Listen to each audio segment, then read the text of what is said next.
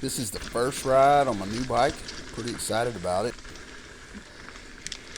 Because we were short on time after work, just drove up to the top of the hill, ride some trails we already know, just try to get a feel for it. I knew my handlebar stack setup wasn't exactly right, but I wanted to try it anyways and see how it was. First things first, I noticed that one, Finn Shimano pads were rattling everywhere, it drives me crazy. Two, my bars were too high.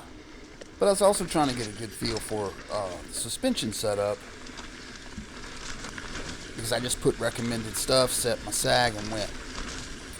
About in here, I've already noticed that I don't know if I didn't equalize the pressure in my shock right, but I know there's not enough air in my shock.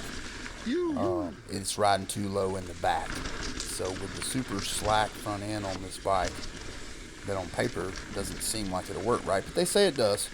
And then a shock that's riding too low in the stroke, I need to be careful of the front end. Here we're just finishing up the end of Fire Pit, the first trail that we rode. And from here, we're going to go and do Hyde. Oh, those brake pads sound terrible. I'm sorry about that. I will have that fixed next ride. Anyways, from here, we're going to turn and go over to Hyde and see how it does on some real good chunk. I don't know if you've ever ridden Upper Hyde, but it starts with some real punchy tech climbs that kind of take it out of you a little bit. And I've got shorter than cranks on here than what I'm used to. They're 165s. And then also, I got no brakes. I'm having some brake issues. I did run used rotors on this bike. You'd think they would be bedded in by now. They're taking a while to bed in.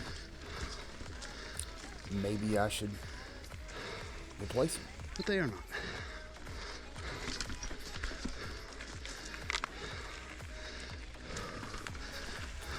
Anyways, everything's going well with the new bike. I'm being hypercritical, which I'm kind of critical of my bikes anyways.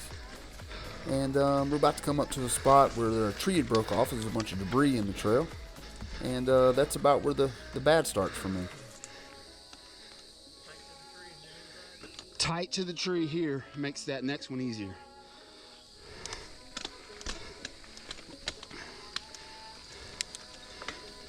So we're coming up to the last climb right before the downhill spun starts, and I usually take this line right here, but I remembered I didn't have a bash guard on this bike yet and changed.